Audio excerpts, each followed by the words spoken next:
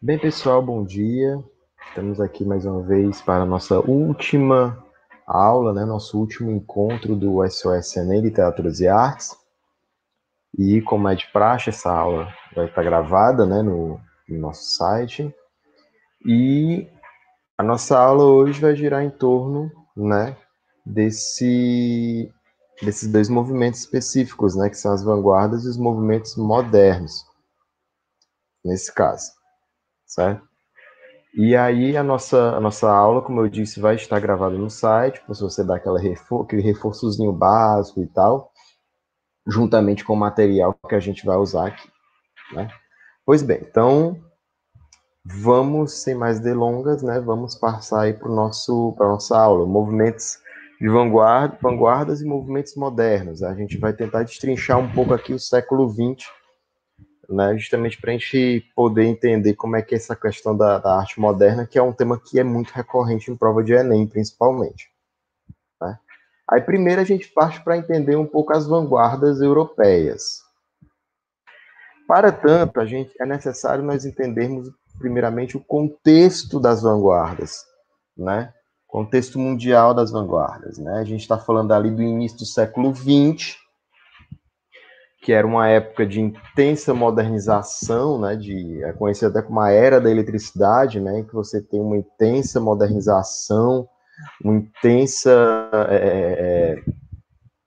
um intenso apreço tecnológico, né, ocorrendo nessa época no mundo. E, ao mesmo tempo, você tem ali inúmeras descobertas científicas, né, que vão dar ainda esse braço maior para essa época de apreço tecnológico. Você tem a Primeira Guerra Mundial, história nessa época, né, de 14 a 18. A modernização vem a galope, né, justamente porque guerras sempre adiantam a questão da modernização do mundo. E, por fim, a Revolução Russa, né, que foi a primeira grande revolução do século XX, né, a Revolução Russa que destituiu, né, o regime czarista na Rússia ali a partir de 1917 e implantou aí esse regime bolchevique comunista. Né? As características das vanguardas estão muito simples se você for poder entender. Basicamente, as vanguardas elas se limitam a dois elementos básicos, né? Ruptura e construção. Né? São as duas coisas que as vanguardas se baseiam. O nome vanguarda deriva do francês, né, avant-garde, né, que designava as tropas de infantaria que primeiro entravam no campo de batalha, né, na época das guerras napoleônicas.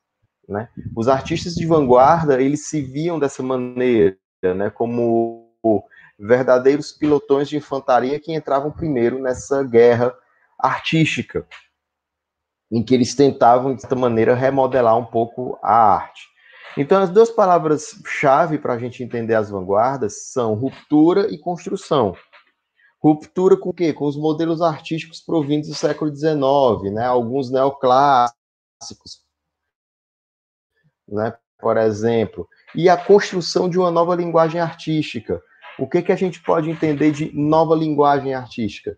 Basicamente, os vanguardistas eles buscavam uma nova maneira de expressar manifestações artísticas ou expressar a arte em si que não fossem tão somente presas a regras, né? Quando a gente fala que é uma nova forma de linguagem artística, quer dizer que a gente está dando a outros objetos ou a outras formas de manifestação um caráter artístico em suma, né? Então, se na época clássica, até o século XIX, você tinha ali que apenas uma pintura e apenas uma escultura eram considerados arte, quando as vanguardas entram em campo, né, a ideia deles é que justamente você percebesse que outras coisas poderiam virar arte, né? Uma porta, uma pá, uma roda de bicicleta, um mictório, né? Enfim, então você transforma isso numa nova linguagem, né? pega esse objeto e se dá uma nova roupagem, né? As vanguardas também significaram uma abertura para novas manifestações artísticas, né? Começaram a entrar outras manifestações que não fossem só aquelas fechadas. Outro ponto interessante, muito contextual das vanguardas, é o fato delas se encaixarem em um momento modernizador, né? Em que o mundo passava por um processo de modernização muito abrupto. As vanguardas europeias, elas entram nesse quesito porque os artistas pensavam consigo mesmos que se o mundo se modernizava, a arte também tinha que se modernizar, né? Então eles partiam dessa consciência única, né, em que a arte se modernizava. A busca por representação do momento histórico também, né, é importante. As vanguardas não deixavam de fazer aquilo que todas as manifestações artísticas fazem, né, que é representar esse momento histórico. E aí são 5 vanguardas, né, específicas, principais, né? Cubismo, futurismo, expressionismo, dadaísmo e surrealismo. Vamos tentar conhecer cada uma delas. E aí nós temos as duas primeiras, né, que é o cubismo e o futurismo. Eu coloquei aí quadros para representar cada uma dessas manifestações. Rapidinho aqui, né? Vamos só no bizu mesmo. O cubismo, ele se caracteriza por você ter a valorização de formas geométricas, né? E a sobreposição de imagens, né? Como se fosse uma colagem. A estética cubista, ela era antipaisagística. Isto é, eles não se voltavam a representar paisagens. O foco do cubismo estava relacionado justamente com o questionamento dessas paisagens, né? A ideia do cubismo se relacionava com a ideia de sobreposicionar planos de vista geométricos, certo? Para representar alguma coisa, né?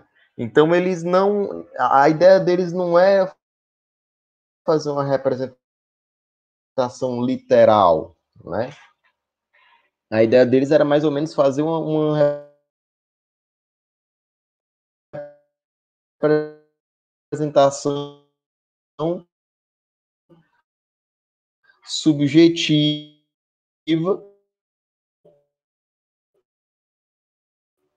certo? Conceito de harmonia e de forma de definição de imagem, né? O cubismo, ele parte dessa ideia de rompimento. Do outro lado, nós temos o futurismo, movimento que surgiu na Itália. O cubismo nasceu na França, né? O futurismo surgiu na Itália e, como o próprio nome já diz, o futurismo ele se limita justamente a falar de futuro, né? Nesse caso, quando a gente fala disso, essa coisa de você falar de futuro não era algo totalmente inocente ou vazio. Na verdade, o futurismo ele pregava um antipassadismo, né? Que era uma demolição violenta do passado artístico, porque para os futuristas, a ideia de futuro e tecnologia tinha que ser mais abrangente do que a valorização do passado. Então, eles tinham em mente a questão de destruir elementos históricos e tudo. É aquela velha pergunta, né? O que que um futurista faria se entrasse num museu? Né? Ele quebraria tudo, né? Justamente por conta disso, né? Ele é bem bélico, ele é bem sentimental. A ideia dele é justamente bater de frente com o passado em nome do futuro iminente, né? E aí nós temos os dois quadros, né, o Guernica do Picasso, que representa o cubismo, e o Poste-Iluminação do Giacomo Balla, que representa o futurismo, né? Essa pintura do Giacomo Balla, por exemplo, nada mais é do que apenas um poste de iluminação comum e normal que a gente vê nas esquinas das cidades da gente, né? Mas como naquele tempo a eletricidade era uma grande novidade, fazia-se menção de, de de representar isso. Seria mais ou menos hoje quando você pega e compra um celular novo, ou compra aqueles Echo Dot, né, Alexa e tal, e tira uma foto e coloca no Facebook ou no Instagram. Você está fazendo ali uma. Você está exaltando a tecnologia. Era mais ou menos o que os futuristas faziam, né? Eles exaltavam a tecnologia. O expressionismo é uma manifestação que vai ter dois nascedouros, né, no final do século XIX e em 1910 na Alemanha, na escola expressionista alemã, né? O expressionismo ele vai se manifestar no cinema, na literatura, nas artes plásticas e tudo, sendo que nas artes plásticas é que ele fica mais evidente, né? Para a gente poder entender o que é o expressionismo, a gente tem que entender o que foi primeiro o impressionismo, já que os dois movimentos eles são opositores. Impressionismo vem de impressão. O que é impressão? É aquela representação subjetiva que você faz de algo que está fora de você, né? Então, por exemplo, você pede para 10 pessoas desenharem um coqueiro, né? As pessoas vão ver esse coqueiro, aí você pede para as 10 pessoas desenharem. Bem, você vai ver que vai sair 10 desenhos diferentes porque as pessoas tiveram 10 impressões diferentes, certo? Então, isso é impressionismo, é a representação subjetiva de algo que está externo a você. A sua representação de algo que você está vendo é uma impressão sua, certo? Por isso que o nome da estética é impressionismo. Já o expressionismo já é uma coisa completamente diferente, certo? Pega essas 10 mesmas pessoas que desenharam um coqueiro, né, e pede para elas desenharem no papel o que é angústia para elas, né? Elas não vão estar vendo a angústia, a angústia não vai estar lá personificado em cima do coqueiro, vai estar dentro delas, né? E mais uma vez você vai encontrar 10 representações diferentes do que é angústia, né? Então isso é o expressionismo, é quando você expressa algo que está dentro de você, que não necessariamente está lá fora, como no impressionismo. Ah, eu estou vendo aquela casa, vou desenhar aquela casa. Isso é impressionismo. Agora, se você desenhar aquilo que a casa está fazendo você sentir, né? Ah, é uma casa assombrada, eu estou com medo daquela casa. Você vai querer desenhar o medo, né? Então, é mais ou menos isso que o expressionismo tenta trabalhar, né? A ideia da subjetividade, né? É a expressão daquilo que você está sentindo. Como o expressionismo surge em uma época de guerras, uma época de incertezas, é comum que as representações tragam sempre a ideia de angústia, medo e condição humana, né? Como, por exemplo, a pintura do Edvard Munch, O Grito, em que você tem aí uma representação mais obscura do contexto, né? Isso é o próprio expressionismo. Do lado aí do expressionismo, nós temos o dadaísmo, né? Que já seria um movimento completamente contrário a qualquer outra vanguarda que a gente esteja vendo aí, né? O dadaísmo, o nome dadaísmo não significa nada, né? Só uma onomatopeia, dada, né? Em que eles trabalham a ideia da arte totalmente antilógica e antiburguesa. Para os dadaístas, a arte ela tinha que ser extremamente intuitiva, isto é, puramente intuição e espontânea. Ou seja, você tinha que fazer arte com aquilo que você tinha em mãos e que você sentisse que aquilo ali virava arte, certo? Claro que a ideia deles não era uma ideia propriamente, digamos assim, sentimentaloide, né? Ufanista. A ideia deles realmente era fazer um grito oposicional às outras vanguardas, que eles achavam que eram superestimadas e altamente burguesas, né? Quando eles dizem que é uma arte burguesa, eles querem dizer que é uma arte que está sendo feita a serviço de alguém. É como se fosse uma propaganda. Aí o dadaísmo ele vai contra isso, certo? Então o que eles vão fazer? Eles vão fazer tipo protestos, né? Eles vão pegar qualquer coisa, né, seguindo a sua espontaneidade, sua intuição e transformar em arte, como é o caso aí do mictório do Marcel Duchamp, né? Que ele vai chamar de a fonte, né? E aí ele vai expor isso aí, né? Em 1917, e isso acaba, né, consolidando uma visão puramente dadaísta, né? Uma arte completamente de burguesa. Porque a burguesia pensa que a arte é só quadro e escultura. Aí o dadaísmo vem e taca o mictório no museu. Então isso, né, acaba se tornando a arte nesse caso. Por fim, nossa última vanguarda é o surrealismo, né? O surrealismo vai ser a última vanguarda a surgir, né? Surge um pouco antes da Segunda Guerra Mundial. Tem como grande nome Salvador Dalí, né, um dos fundadores dessa estética. E o surrealismo, como o próprio nome já está dizendo, parte da perspectiva do surreal, isto é, daquilo que vai além da realidade, do limite da razão, né? O surrealismo, ele está mais preocupado em representar os sonhos, o onírico, né? A loucura, a alucinação, né? Eles estão pensando mais em representar aquilo que está no inconsciente, diferente das outras vanguardas que trabalham dentro do plano mais consciente. Para isso, o autor surrealista, ele se utiliza de técnicas e formas de pintura que devam trazer sempre esse tom de sonho e inconsciente para a sua arte, como nós podemos ver aí no Toureiro Alucinógeno do Salvador Dalí, né, em que você percebe uma paisagem altamente fragmentada, quebrantada, e também que chama a atenção por ser uma paisagem de sonho, né, de certa forma. Então, essas são as vanguardas europeias, né? Só lembrando que essas vanguardas, elas vão, de certa forma, influenciar os movimentos modernos aqui no Brasil, movimentos esses que nós vamos começar a ver agora, né? A gente deve lembrar que os movimentos modernos no Brasil são divididos em 3 fases, certo? A primeira fase, que nós chamamos de heróica, que vai de 22 a 30. A segunda fase, que é dividida em 2 grupos, prosa e poesia, que vai de 30 a 45. E a terceira fase, que também é dividida em 2 grupos, que é a fase chamada, abre aspas, terceira geração ou pós-moderna, que vai de 45 a 60. E a fase chamada contemporânea, ou tendências contemporâneas, que vai do concretismo, né, no final da década de 50, na década de 60, até os dias atuais, né? Então, vamos começando aqui analisando a primeira fase do modernismo brasileiro, que é a fase de 22 a 30.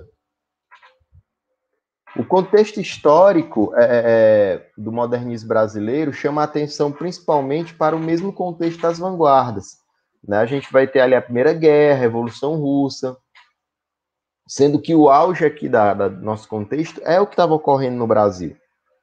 Vai ser o auge da República Café com Leite, né? Aquela república altamente oligárquica que revezava presidentes, né, entre Minas Gerais e São Paulo. Nessa época também você vai ter o tenentismo, né, que é um movimento que vai implodir assim em alguns setores militares, né, que vai ocasionar, por exemplo, a revolta dos 18 do Forte Copacabana, em 22, e a Coluna Prestes, de 25 a 27, né? Que esses movimentos vão marcar profundamente o Brasil, né?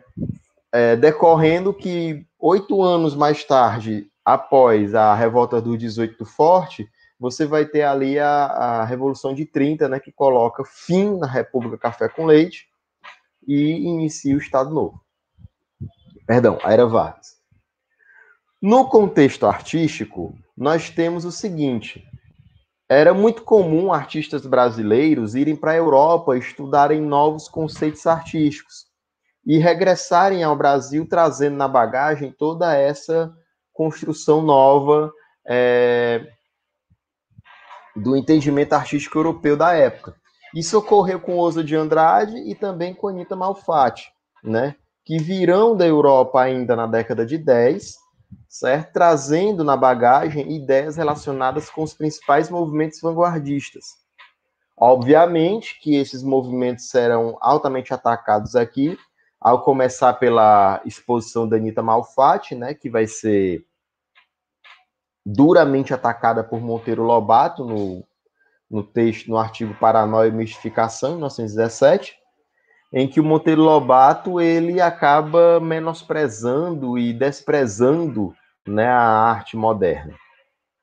Isso faz com que os modernos se juntem em um grupo conciso e coeso, né, e criem ali a Semana de Arte Moderna de 1922, que é o pontapé inicial para a arte moderna no Brasil. A Semana de Arte Moderna ela é incrivelmente importante para o cenário artístico brasileiro. Foi a partir dela que o movimento moderno começa a se construir, a se consolidar. Apesar do início ter sido muito hostil, para os modernos, né? Uma vez que o Brasil, a cultura literária brasileira, erudita, vivia sob o signo do parnasianismo, né? Que era uma leitura fácil, elitizada, e também uma leitura que, de certa forma, valorizava os altos cânones da literatura mundial, como os clássicos. Os modernos vieram para combater justamente essas regras fechadas do parnasianismo, e aí eles acabam criando esse movimento que é hostilizado logo no início, né? O evento em si, foi meio que um desastre total, né? Isso por conta, como eu disse, da hostilidade do público. Porém, as sementes lançadas naquela semana de fevereiro de 1922 vão germinar nos movimentos modernos posteriores. Como nós vamos ver mais adiante, o modernismo não se consolidou com a primeira geração, ele apenas se iniciou, de certa forma, né? Mas a Semana de Arte Moderna ajuda a, digamos assim, a criar o asfalto para que os modernos seguintes passassem, né? Nesse caso. Então, o movimento de 1922, ele não é o movimento final do modernismo, né? Isso só vai ocorrer na segunda geração. O movimento moderno de primeira geração aparece algumas características interessantes, como, por exemplo, a liberdade de expressão, né? Você escrever o texto da maneira como lhe cabe, o cotidiano se torna uma representação lírica muito presente, a linguagem coloquial. Perceba que todas essas características aí são antiparnasianas, né? Se você for pegar ali a nossa aula sobre parnasianismo, você vai perceber. Elas são totalmente antiparnasianas. A ambiguidade, né, que é o gosto pelo duplo sentido. A paródia, que com certeza é uma das grandes características do movimento moderno, né, a questão da paródia, o parodismo. A abolição de pontuação, nexos de norma gramatical, né? A enumeração caótica, né? Ou seja, a escrita mais intuitiva, né, dos autores, e a questão do fluxo de consciência, né, que na verdade é como se o autor não tivesse uma barreira gramatical ou de coesão e coerência que o atrapalhasse na escrita do seu texto. Né? Aí a gente vai para os principais autores, aliás, principais movimentos, perdão, da época do modernismo.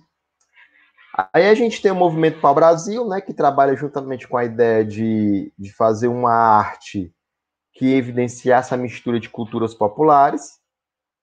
O movimento pau-brasil vai desaguar no antropofagia, que nada mais é do que o elemento nativo junto com o elemento europeu, né, para se fazer uma arte nova. Porém, nós teremos aqueles movimentos que serão extremamente radicais, como o verde-amarelismo e a escola anta, que defendiam o nativismo brasileiro, mas sem a interferência das vanguardas. Então, a diferença entre movimento para o Brasil, antropofagia e verde-amarelismo é o quê? Os dois primeiros, movimento para o Brasil e antropofagia, davam ok para as vanguardas. Beleza, vocês podem nos influenciar. Porém, o verde-amarelismo e a escola anta negavam a influência das vanguardas, pedindo uma arte extremamente pura e nativista vinda aqui do Brasil. Os caras eram tão pirados nessa coisa, pessoal, que eles partiam até para a ideia de fazer textos poéticos em tupi-guarani, né? Já que o português é uma língua do colonizador. Né? E aí nós temos os três principais autores desse momento literário, né? O Oso de Andrade, que é o mais vanguardista dos autores, né? Ele busca sempre uma literatura mais nacionalista, primitivista, com rompimento das tradições, né? Ele se mete em diversos assuntos, política, economia, sociedade, enfim. Mário de Andrade, né, que apesar do sobrenome não tem nenhum parentesco com Oswald, que apesar dele ter entrado tardiamente no movimento moderno, ele se figura como um dos grandes nomes desse momento. também se apresenta como alguém com linguagem coloquial e primitiva, faz um retrato das classes familiares paulistas, né, as burguesas principalmente. O alto gosto pela ironia é outra característica dele.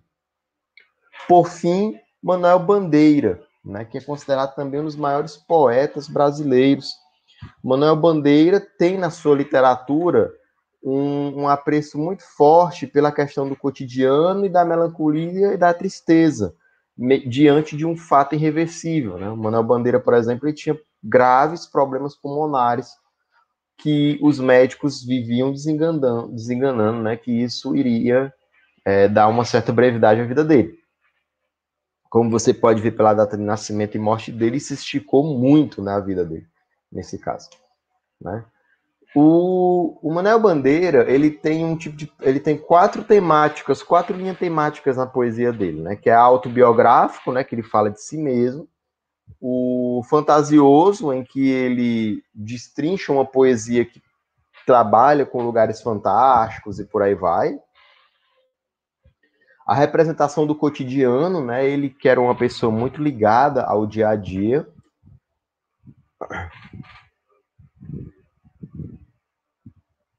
E a face da poesia social, que vai demarcar muito a poesia aí do nosso Manuel Bandeira, essa parte mais social e denunciativa. Beleza? Pois bem, então esses aí são os 3 autores do modernismo de primeira fase. Vamos para a segunda fase, poesia, de 30 a 45. Né? Vamos aí para conhecer essa outra fase. É interessante a gente demonstrar aqui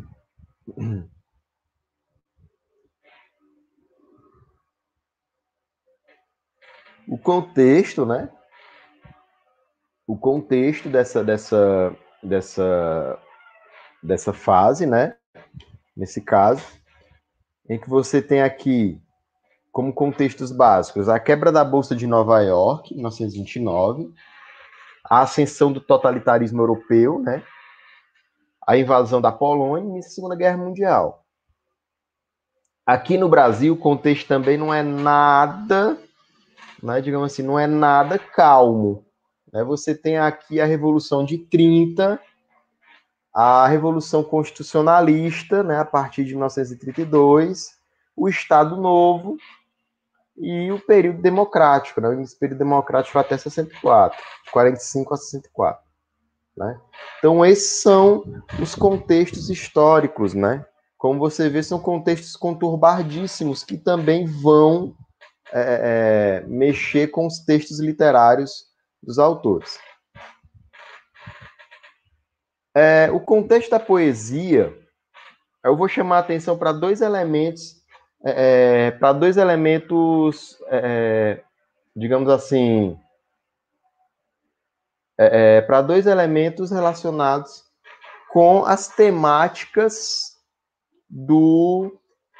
da poesia daquele tempo. Né? Primeiro, a questão social e contextual, eram os questionamentos, né? E a metalinguagem e o literário, né? Que seria o outro questionamento.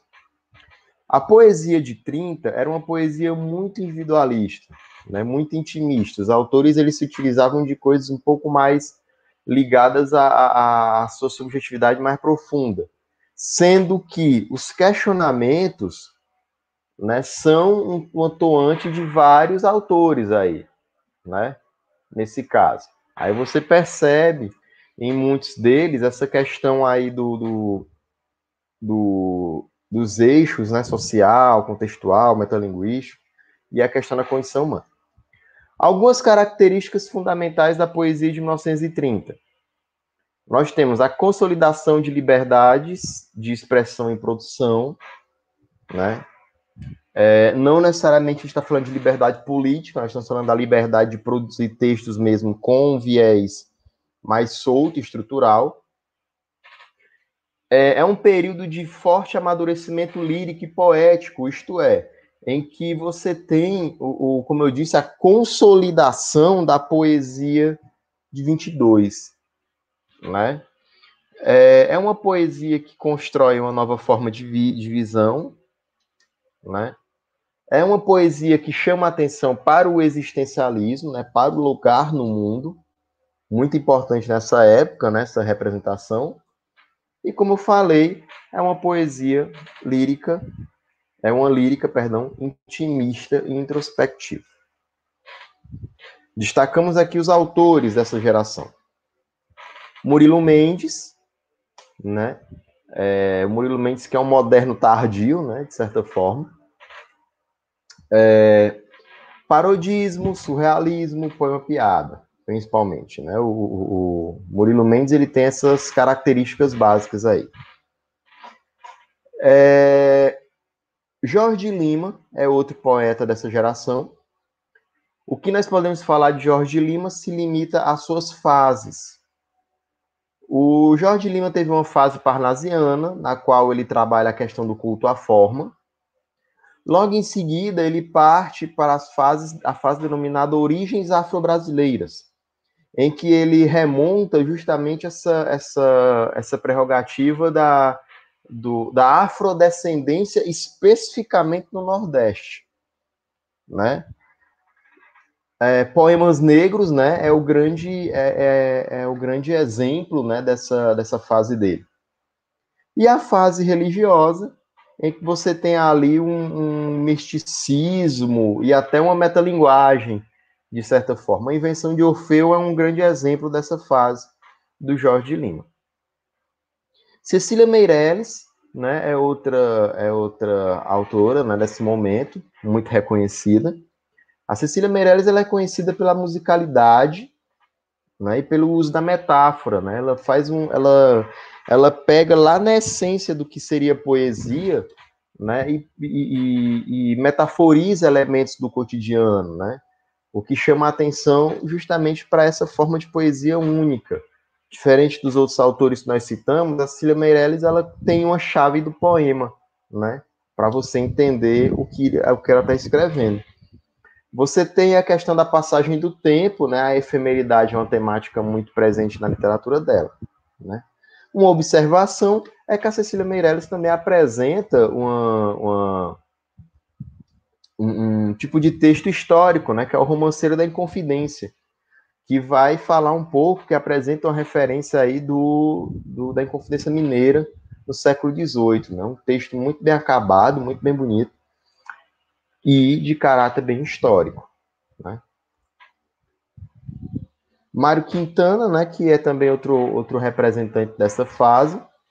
O Mário Quintana, ele apresenta uma característica literária interessante, que remonta principalmente à perspectiva do apego ao cotidiano, né, da melancolia, do universo onírico, tudo isso com uma linguagem muito simples, né? Ou seja, ele trabalha dentro de uma construção linguística muito simples, muito fácil de se entender. O outro nós temos considerado o maior poeta brasileiro, que é o Carlos Drummond de Andrade. Né? O Carlos Drummond de Andrade, ele apresenta um tipo de literatura que demonstra, de certa visão, a questão da inadaptação no mundo. Ou seja, o poeta, né, o eu lírico, que acha difícil estar nesse mundo, não compreende esse mundo, né? O que chama a atenção para o seu próprio individualismo e ao mesmo tempo, o seu destaque como observador do cotidiano.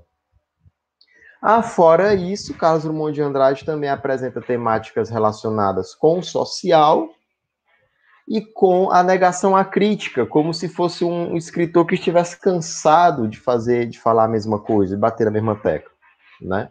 Então é uma fase muito gigantesca do Drummond, porque ele é um poeta gigantesco, né? Ele escreveu praticamente até o fim da vida dele. E Vinícius de Moraes, né, que é o compositor da época, né? Vinícius de Moraes foi um dos grandes nomes da Bossa Nova e tal. A sua literatura é quase como se fosse uma literatura digamos assim, uma literatura mais recreativa, né? Digamos assim. Vinícius de Moraes, ele era um baita escritor, escrevia dentro do pressuposto clássico, né? E aí ele trabalha a ideia, né, de falar de sentimentalismos. Ele pega e fala um pouco do amor, né, da idealização. Ele se utiliza de verso clássico, né? O Vinícius de Moraes ele escreve sonetos, né? E claro, com essa proximidade intensa com a música, ok? Pois bem, pessoal, a gente só vai dando uma pausa por aqui. Já a gente coloca o outro vídeo aí, vai falar da prosa da geração de 30 até a contemporaneidade, ok? Valeu, pessoal, até a próxima.